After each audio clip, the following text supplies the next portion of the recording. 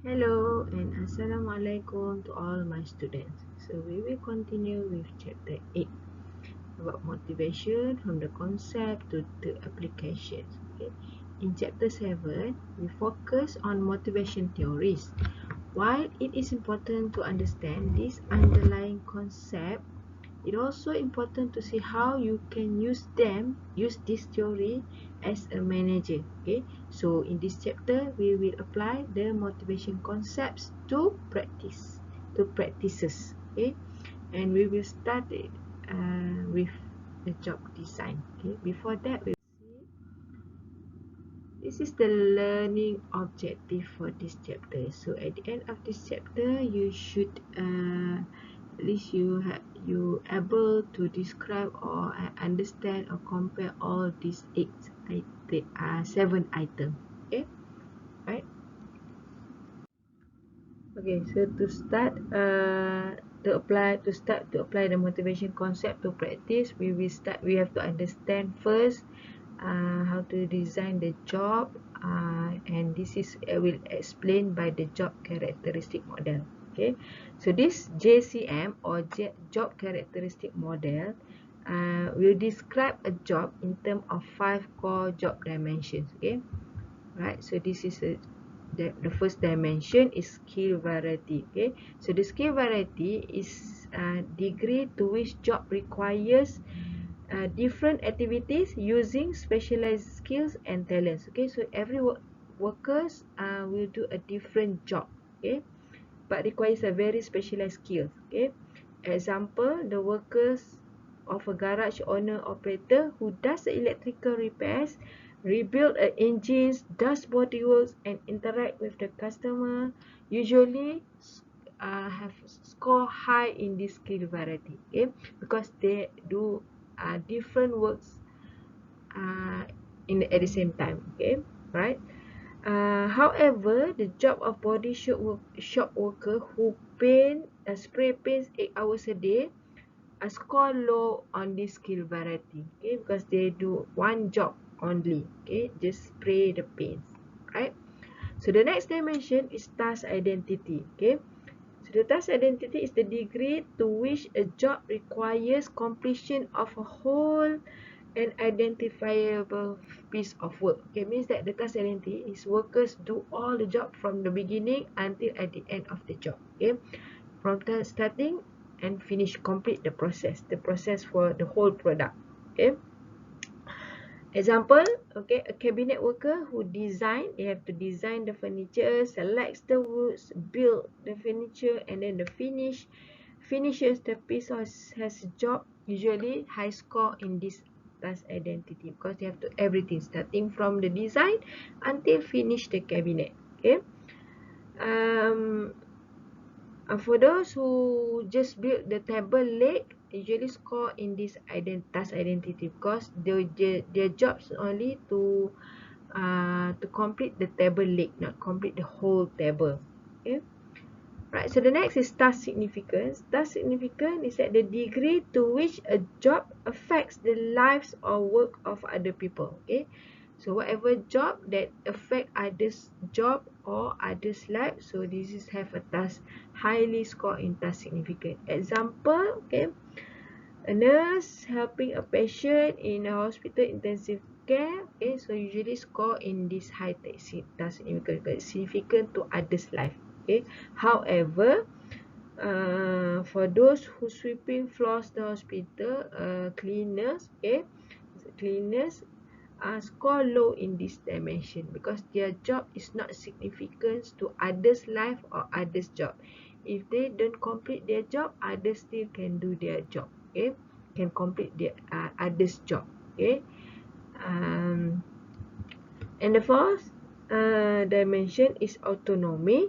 So the autonomy is the degree to which a job provides the worker freedom, have a freedom, independence, and discretion in scheduling work and determining the procedures for carrying work. Okay, so in this autonomy means that workers can decide how they want to complete their job, the procedure to complete their job, when they want to do their job. Okay, so this is autonomy, right?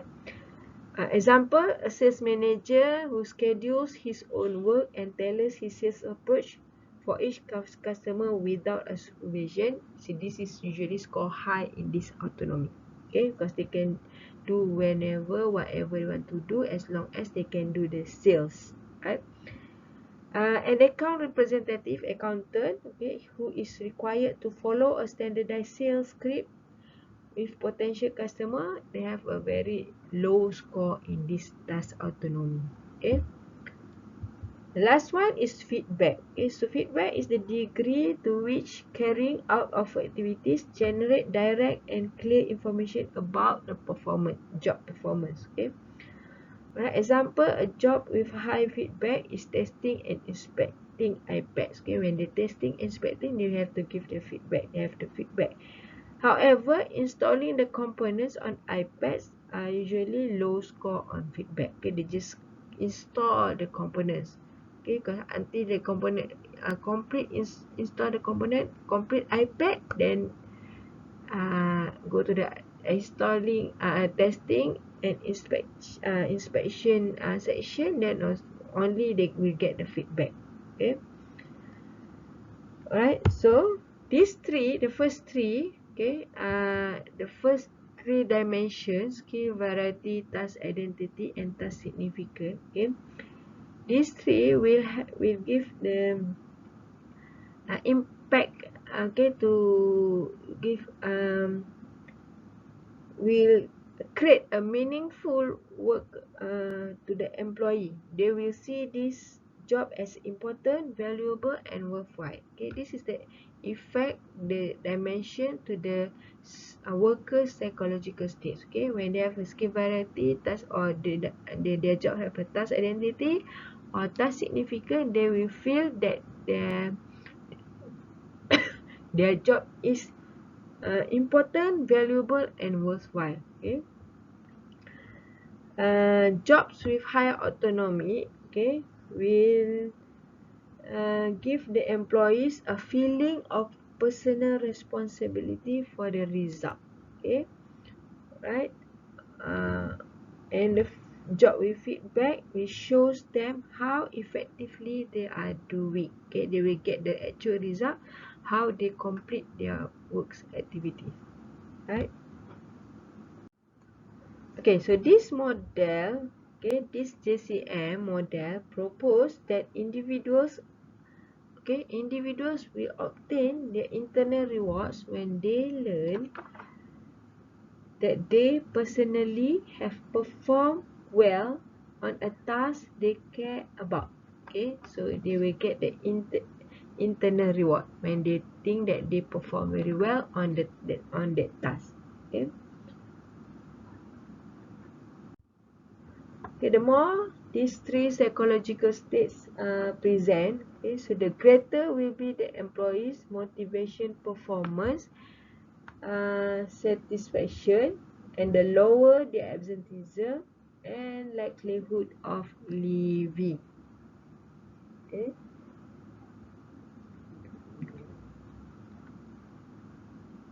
And individuals with high growth need are more likely to experience the critical psychological states when their jobs are enriched and are more likely to respond to them more positively. And the JCM core dimension, okay, right, we can combine into a single predictive index. Okay, so this is what we call a motivating potential score, MPS. And MPS has the formula to do calculation, but you don't have to do calculation. Okay, I just like to do that when we combine this all index this that all five dimension, uh, then we can call that motivating potential score. Okay, right. So for the job, have high on at least one of the three factors that lead to experience meaningful. Okay, have skill variety, task identity, and task significant. I mean, you have high, at least one of high score between that, and high on both autonomy and feedback. Okay, so this is usually highly on motivating the potential, highly potential to motivate workers, right? uh, and also research has examined the role of the leadership, okay, and affects the employee perception on job characteristic, right? Research in government, private and military research and development organization reach a conclusion that a supportive leadership behavior improve the job characteristic of R&D professional. The repetitive tasks usually provided a little variation in job, less autonomy and less also for motivation. Okay, so in organizational perspective, the failure for organization to redesign the job into the satisfying, okay, and this will lead to the increase in turnover. So redesigning the jobs therefore has an important practical implication, reduce turnover and will increase the job satisfaction among the workers. Okay. So another the method to redesign the repetitive task is one of them is a job rotation. Okay, so job rotation is the alternative for the employees for to suffer from the routinization their work.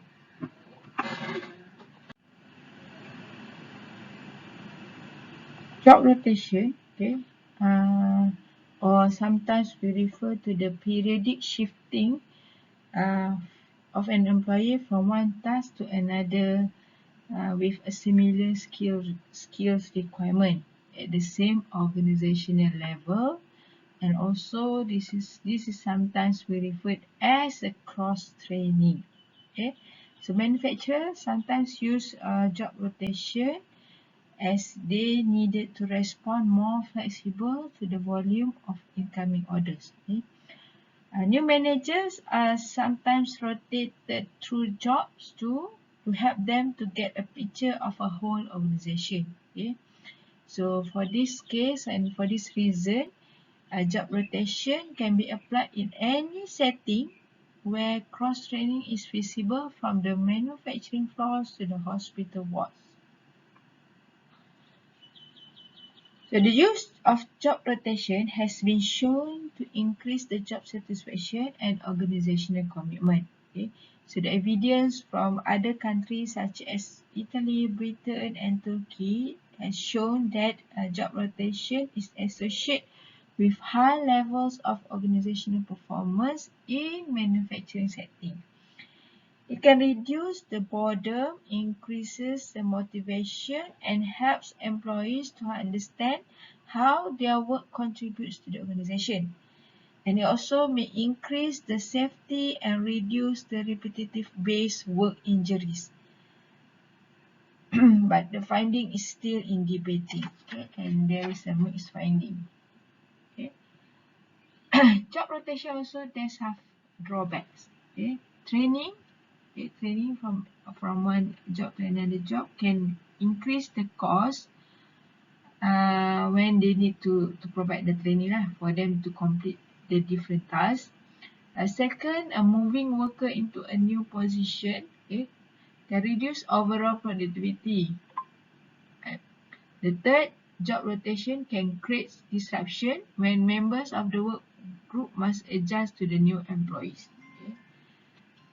And the last one, supervisor also have to spend more time to answer the question and monitoring the work of recently rotated employees.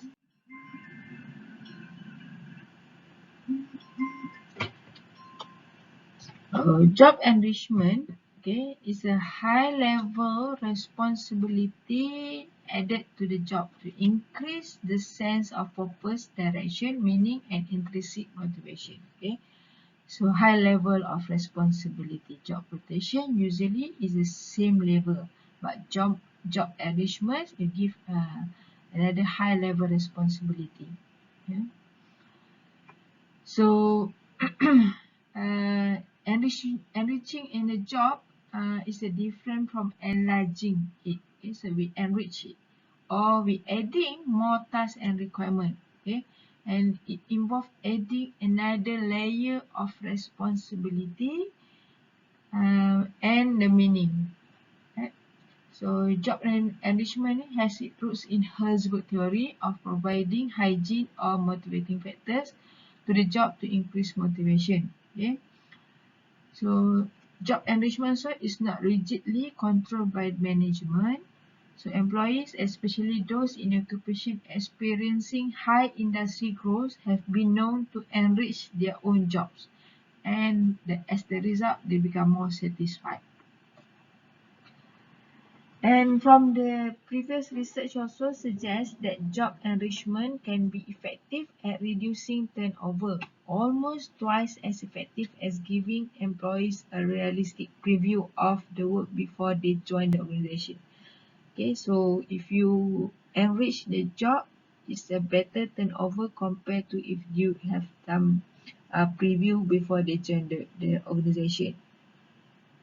Okay. So, in a survey in the British employees, job enrichment practices were related to organization financial performance, labor productivity, absenteeism, and output quality through improvements in job satisfaction. So another job design method is a relational job design. Okay. So in this job is focus on in this method focus on how to make jobs more processually motivating to people. Okay. So or in other words that how manager can design the work so employees are motivated to promote the well-being of the organization's beneficiary. Okay.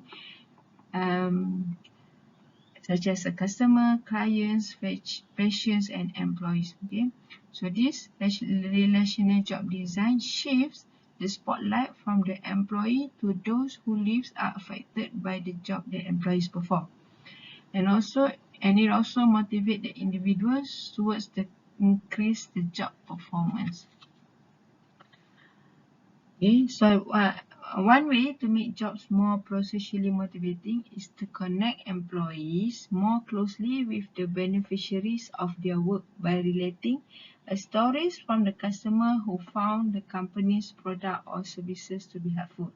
Example, the medical device manufacturer Medtronic invites people to describe how its products have improved or even saved their lives and share these stories with employees during an annual meeting, which provides the employees a powerful reminder of the impact of their work. Another example, okay, when university fundraiser briefly interact with the undergraduates who would receive the scholarship money they raised.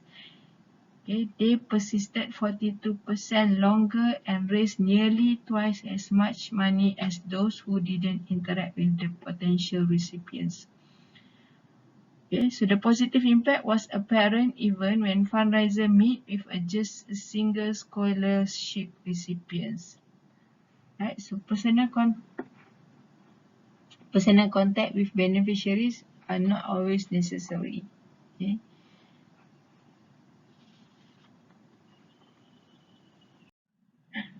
Another way to motivate people or workers in a job is that to consider the alternative work arrangement such as the flexible work arrangement. Okay, the flexible work arrangement is like telecommuting, flex time, and job sharing.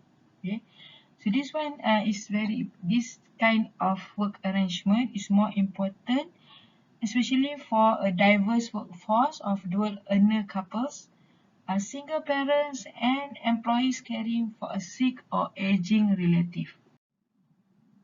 Flex time employees must work a specific number of hours per week, but may vary their hours of work within the limit. Okay, so example, they might work starting from 7 a.m. to 3 p.m. or 10 a.m. to 6 p.m. as long as the number of works is it's a specific, okay, it's the same time. Okay, so but when you want to start and when they want to finish their work, it depends to when they start their work. Okay,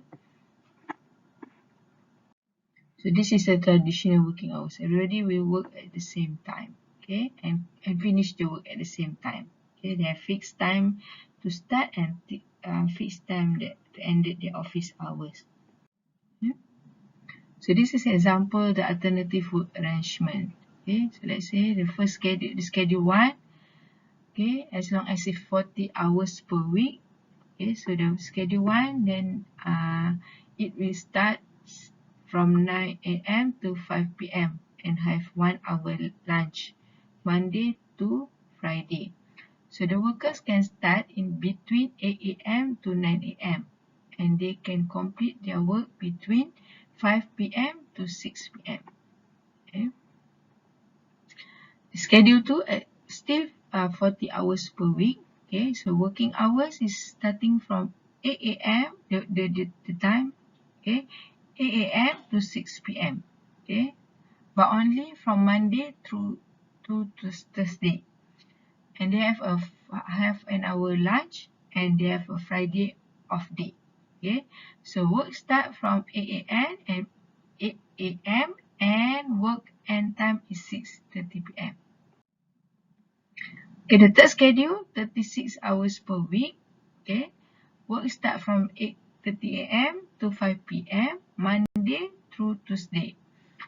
They have a half an hour lunch. Okay, so and Friday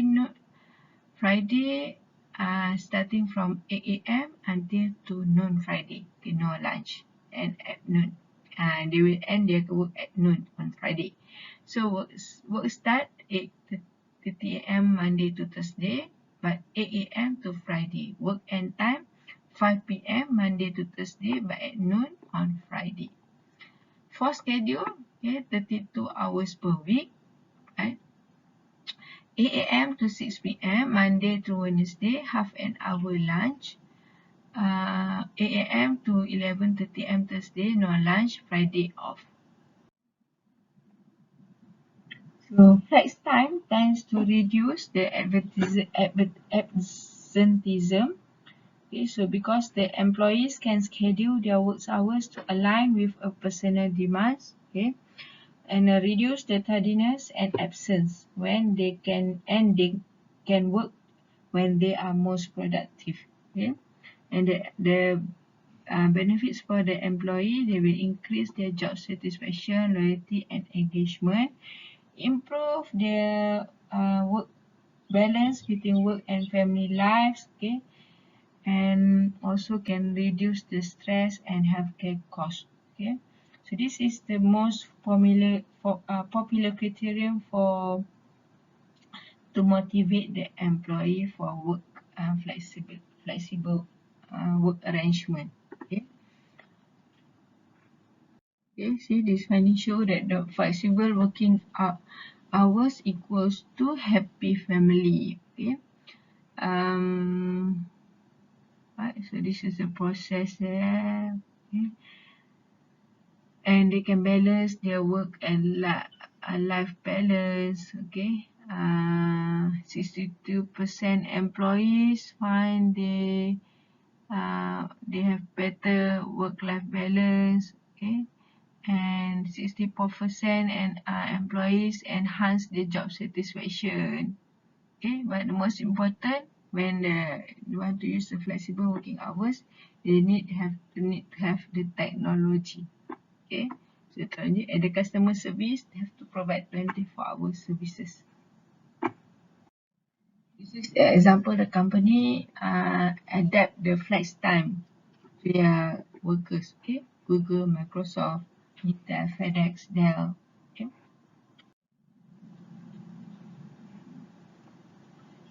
Job sharing, it allows two or more individuals to split a traditional full-time job. Okay. So example, one employee might perform the job from 8 a.m. to noon and the other from 1 p.m. to 5 p.m. or the two could work full but alternate days. For example, top Ford engineers Julie Levin and Julie Rocco engaged in the job sharing program that allow both to spend time with their families while redesigning the Explorer crossover. So typically, one of them would work late afternoons and evenings, while the other work mornings. They both agreed that the program worked well, although making it feasible required a great deal of time preparation. Okay? Only 80% of US organizations offered this job sharing in 2014. It's a declining since 2018, 29%. Okay, the reason why most organizations don't want to offer this job sharing because it's very difficult to find compatible partners to job share, and the historically negative perception of individuals not completely committed to their jobs and employees. Hmm? Uh, when they share the work, so they have to must be a same level of compatible. Okay, their productivity, their performance, so it's very difficult to find this to be a partner, right? Okay, so it's very difficult.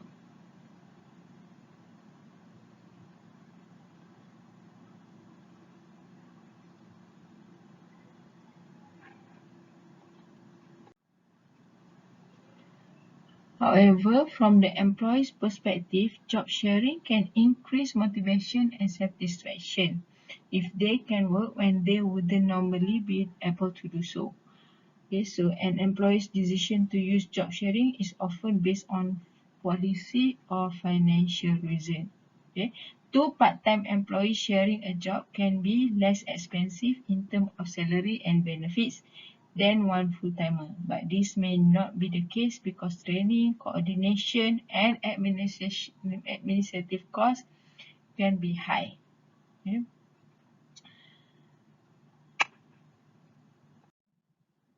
Telecommuting might be close to the ideal job for many people.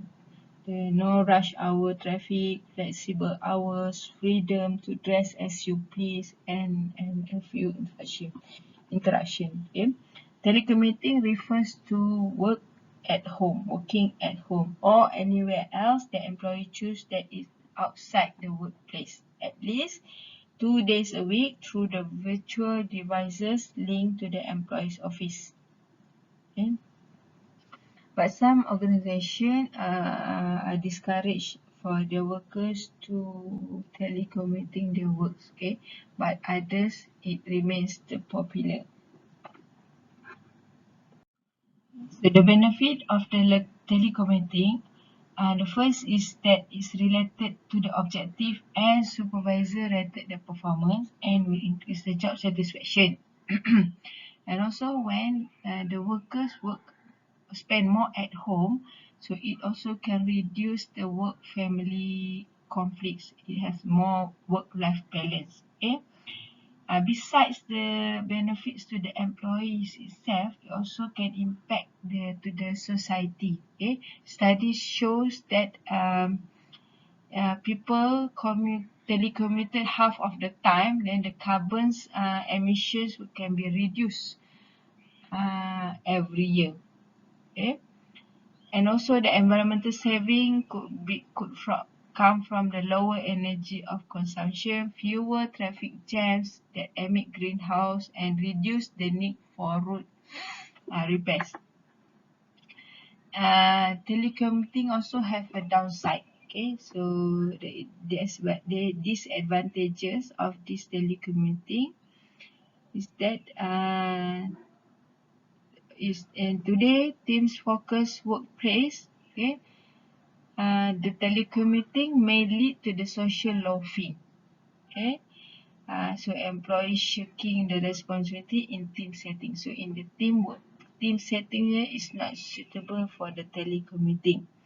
Okay, because especially when the employees have many family responsibility, but their teammates do not have. Okay, so there is a conflict there. Okay, if your manager working remotely can affect your performance negatively. Okay. And managers are also can challenge to handle the demotivation of office workers who feel they are unfairly denied the freedom of telecommuters. Okay, so when the managers work at home, so the employees will feel unfair lah, okay, because they have a freedom to telecommute their works, but the workers is not. Okay. And also that telecommuting from the employee's perspective, the telecommuting can increase the feeling of isolation as well as can reduce the job satisfaction and co-worker relationship quality because they have to work at home, so they feel isolated. Okay. Uh, Based from the research indicates that if you are forced to work from home, you may experience work-family conflict. Maybe because it often increase work hours beyond the contract work week. Okay. And the telecommuters also vulnerable to the out of sight, out of mind, or out of mind effect. Okay. Employees who aren't at their desk miss meetings and don't share in day-to-day informal workplace interaction. Okay. So it may put them at the disadvantage when it comes to raise and promotion because they are perceived as not putting in the requisite face time. OB poll indicates that people with more education are more apt to work from home. Employee Involvement Program, or EIP, is a process that uses employees' input to increase their commitment to organizational success. Okay? So, if the company give the workers or engage more workers in decision, this one will increase their autonomy and their control over their work lives. And then they will become more motivated and more committed to the organization and more productive, more satisfied with their job. Okay? This is not only for individuals, but also when the team are given more control of their works, the morale and performance can increase as well. Okay?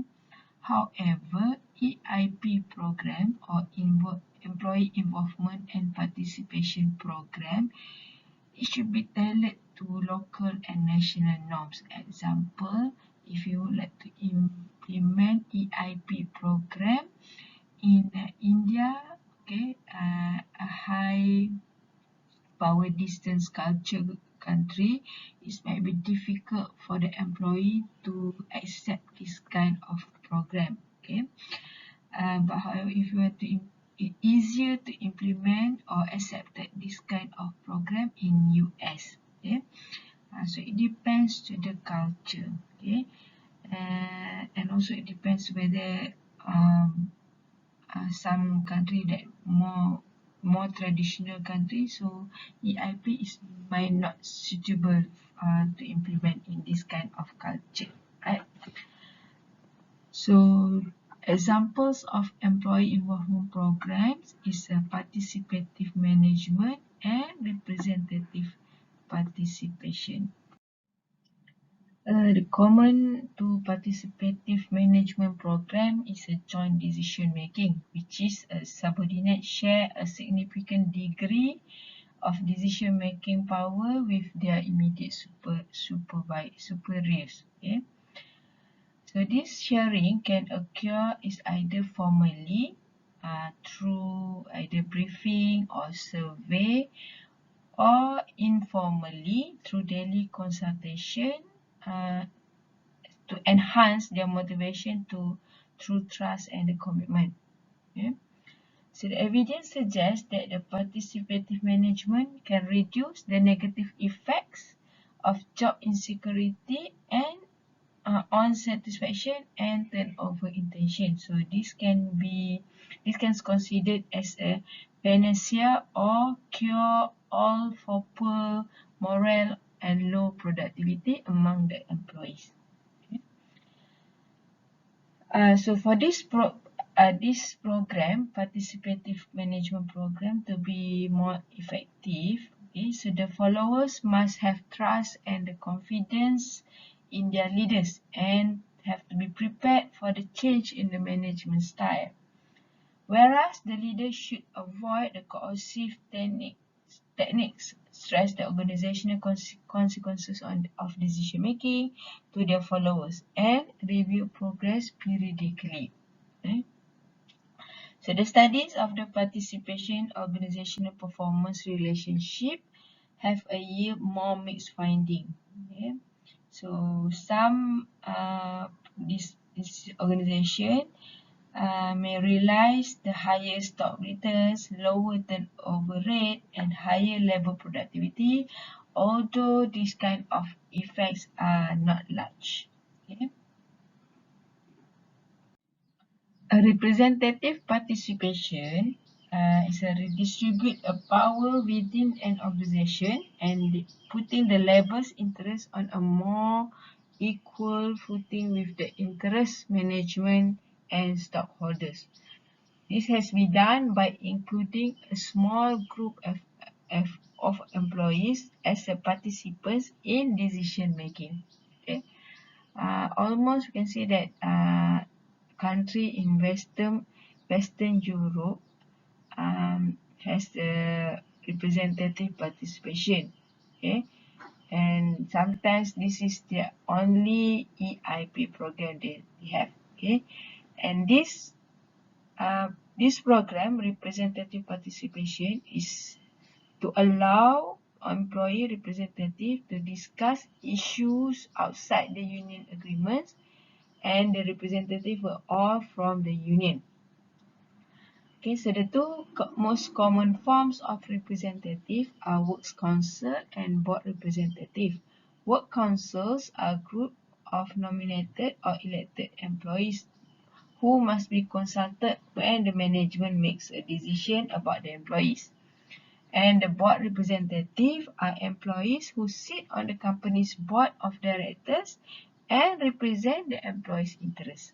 Okay. So the influence of representative participation on working employees seems to be mixed. Okay. But they will feel that they feel more, or they feel different about their motivation, and it will increase the motivation. Okay. So however, company, if want to implement the EIP program, they must design this kind of program very carefully. As discussed in Chapter 3, the pay is not the only factor driving the job satisfaction. However, it does motivate workers, and companies often underestimate its importance. Okay? From the one research, okay, is the result indicates that approximately 60% of the respondents indicate that they were staying with their current employer because of the pay and the benefits. Okay. So in this section, we will consider two things. Okay, so one is what to pay to employees. Okay, that how a company decide to by establishing a company structure, and the second one, how to pay individuals employees. Okay, so what is the plans, the variable pay plans. Okay, so what to pay. Okay, or establishing a pay structure. Okay, so there are many ways to pay the employees. Okay, so the process, the process to setting pay levels, it entails balance between the internal equity and external equity. Okay, so internal equity is the worth of the job to the organization. Okay, so usually established through a technical process called a job evaluation. Okay. So the external equity is the competitiveness of an organization pay relative to pay in its industry. Okay, so it usually established through the pay survey. Okay, so then obviously the best pay system will reflects what the job is worth and also stay competitive relative to the labor market.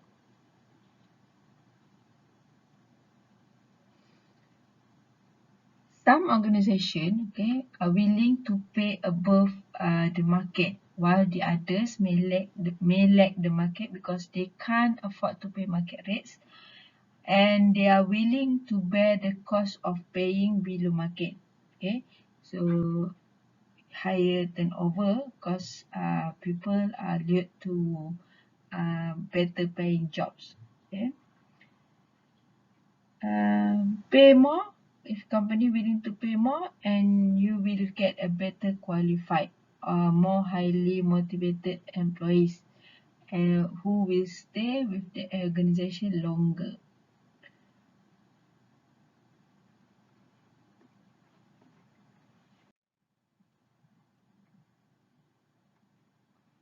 Okay, so the examples of a variable pay program, also pay as a known as a pay for performance, is like a piece rate plans, merit base pay, bonus, profit sharing, employee stock ownership. Okay, so this is sample for how to pay or how to reward the employees. Okay, we call it as a variable pay program. Okay, so usually this program base a portion of an employee's pay on some individual and or organizational measure of performance. Okay, so the portion may be all or part of the paycheck, and maybe can be paid annually or upon the attainment of benchmark. Okay.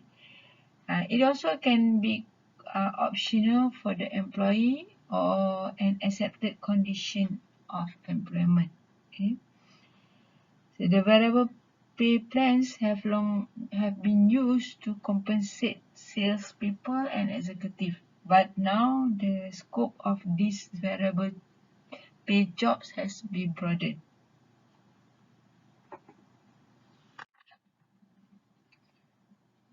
Okay, so the first program is plan is a piece pay rate. Okay, piece rate pay plan has long been popular as a means of compensating production workers with a fixed sum for each unit of production completed. Okay, so this can be used in any organizational setting where the outputs are similar enough to be evaluated by the quantity. Okay, so the company will pay based on what you produce only. Okay, right. So the pay. Okay, so example, if you um, sells some product for 40 units, okay, and you will get $1 each for the earnings. Okay, so then you will get pay for $40.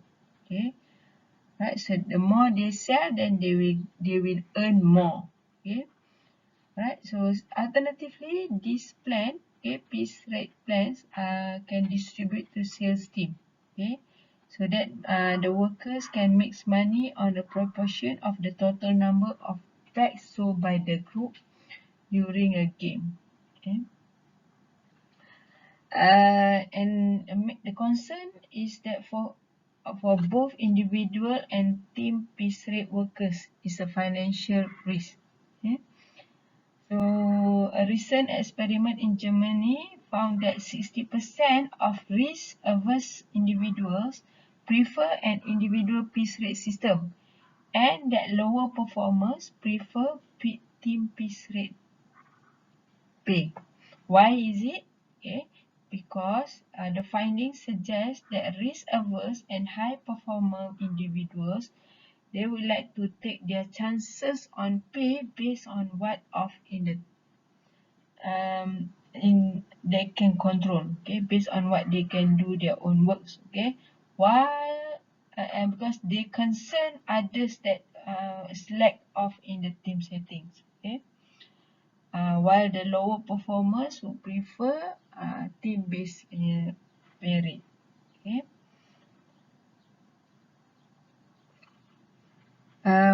Peace rate plans can be powerful motivator in organization setting, okay, but it has a limitation, okay. This plan can it's possible they are not feasible for many jobs, okay. Example, an emergency room doctor and nurse can earn significant salary regardless of the number of patients they see or their patient's outcome.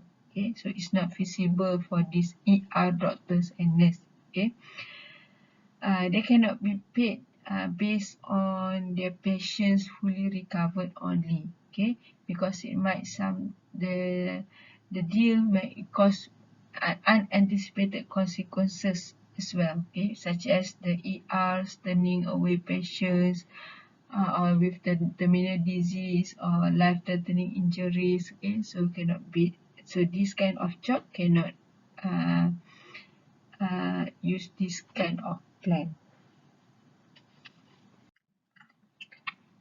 So a merit-based pay plan, okay, they pay individual performers based on performance appraisal rating.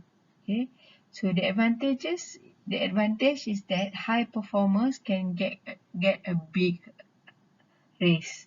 Okay, so if this program designed correctly, the merit-based plan can let the individual perceive a strong relationship between their performance and their rewards. Okay, so it's good for the high performers lah. They can get a bigger raise. Okay. Um, Sometimes we might think that a person's average level of performance is the key factor in merit pay decision. Okay. The projected level of future performance also plays a role. Okay. One study found that National Basketball Association players whose performance was on an upward trend were paid more than their average performance would have predicted. Okay. And managers in organization may unknowingly be basing merit pay decision on how they think employees will perform, which may result in overly optimistic pay decision. Okay. So this plan have a several limitation. Okay. So the first one is that they are typically based on an annual performance appraisal and thus only as valid as performance rating, which are often subjective. Okay, so this we can up the issues of the discrimination. Okay, another limitation is that the pay raise pool of available funds fluctuates on economics or other conditions that have a little to do with individual performance. Example, a college top university, okay, who performed very well in teaching and research was given pay raise of $300. Why? Because the pay raise pool, because the pool was very small. Okay, you get a pay raise small because the fund is have only small, not because of their performance. Okay, not based on the performance. Okay, and also that the limitation is that usually unions typically resist this kind of ends. So bonus or annual bonus is a significant component of a total compensation for many jobs. Okay. Bonus now as a routine, can see as a routine offered to employee in all level of organization. Okay. So the incentive effect should be higher than those of merit pay because they rather than paying for previous performance now roll into base pay bonus reward recent performance. Okay. Um, but when times are bad, the firm can cut the bonus to reduce the compensation cost. Okay. So the upside or the benefit of the bonus plan is that this plan can motivate the workers. Okay. And also and then the downside of the bonus that they leave the employees pay more vulnerable to cuts. Okay, so this problem especially when the employees depend on bonus or take them for granted. Okay, now workers began to live as if bonus were not bonus at all, but part of their expected annual income. Profit sharing plan distributes compensation based on some established formula designed around the company's profitability. Okay. The compensation can be direct cash outlays or particularly for top management, you can allocate a stock option. This profit sharing plan can be linked to higher levels of employee commitment, okay, especially in small organizations. Profit sharing can also have a positive impact on employees' attitude. Employees report a greater feeling of psychological of ownership.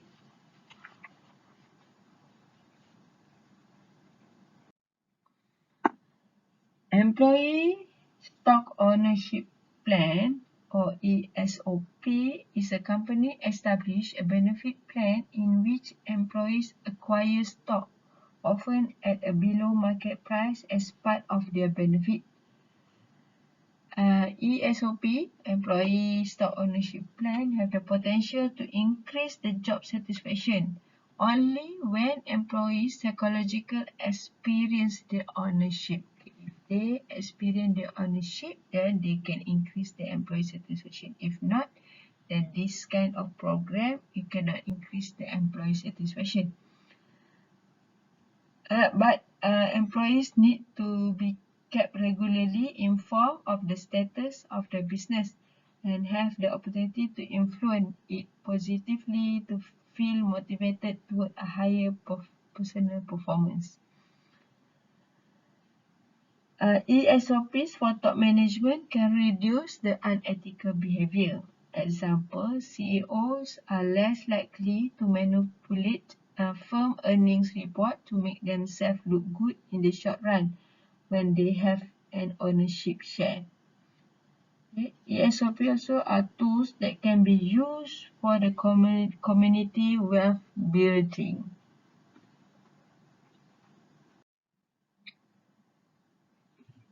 Okay, so do the variable pay programs can increase the motivation and productivity? Generally said yes, but that doesn't mean everyone is equally motivated by them.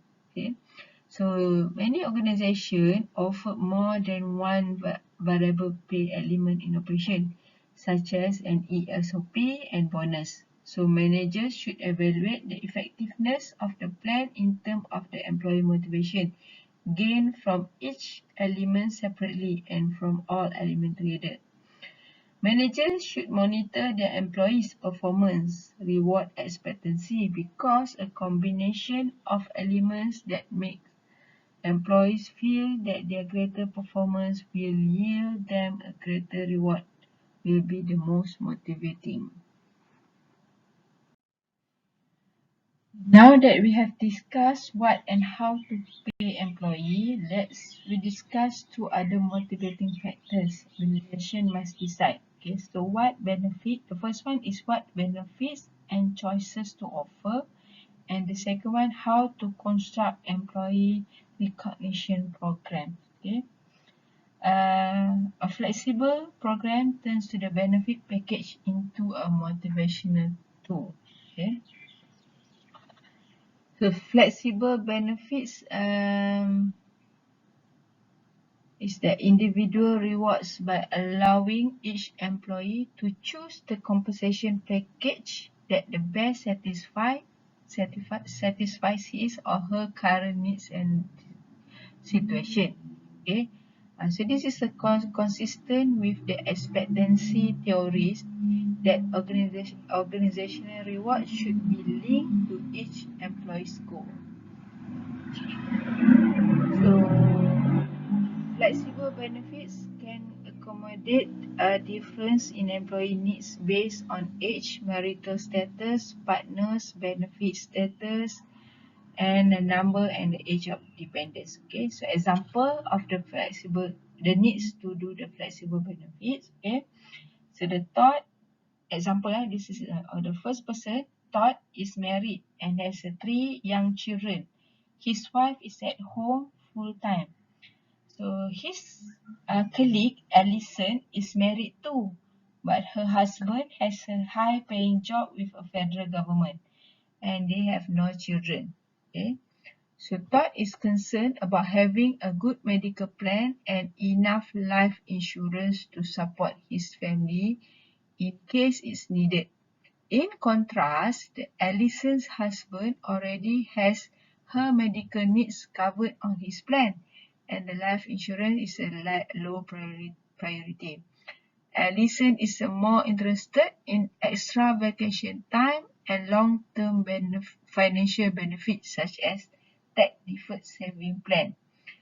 Okay, so instead, if the company offered a standardized benefit package, it is unlikely to meet the needs of Todd and Allison well. Okay, because they both they both need a difference with need a different benefits. Okay, that's why the company have to create the flexible that can satisfy individual needs. Okay. So generally benefits can be a motivator for a person to go to work and for a person to choose one organization over another organization.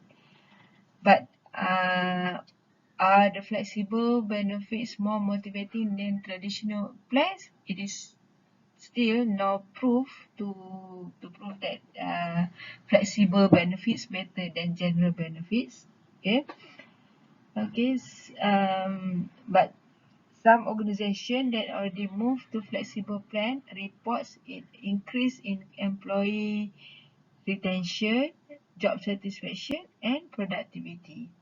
Okay, so and also the finding found that maybe the flexible benefits may not substitute for higher salaries when it comes to motivation. Okay, so the downside of the flexible benefit plans that they may be the costlier to the administrative, and to identify the motivational impact of different provisions is quite challenging.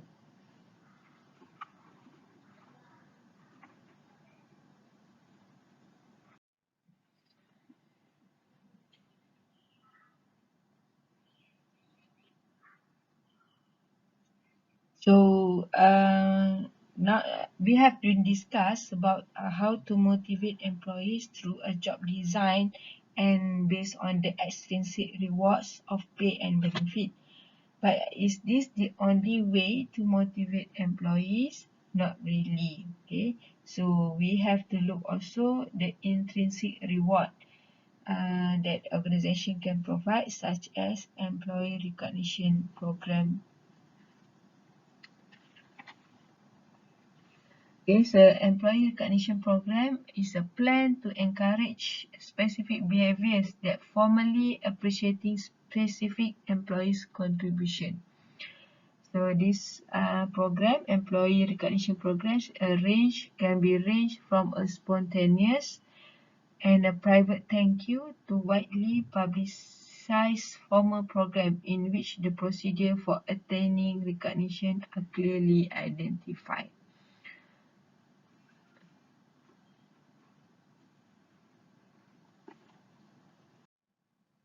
What is this implication to the manager? Okay, so based on this, from this chapter, so manager need to recognize individual differences. Okay, so they have to spend the time necessary to understand what's important to each employee and design the jobs to align with the individual needs and maximize their motivation potential. Okay, the second implication, use the goals and feedback. Okay, the manager should give employees firm, specific goals, and they should get the feedback on how well they are faring in pursuit their those goals. Allow employees to participate in decisions that affect teams. Okay, so employees can contribute to setting work goals, choosing their own benefit package, and also solving the productivity and quality programs. Okay, they have to link rewards to the performance. Rewards should be contingent on performance, and employees must perceive that the link between the two. And managers have to check the system for equity, and employees should perceive that individual effort and outcomes explain differences in pay and other rewards. Okay, that's all for this chapter. Thank you.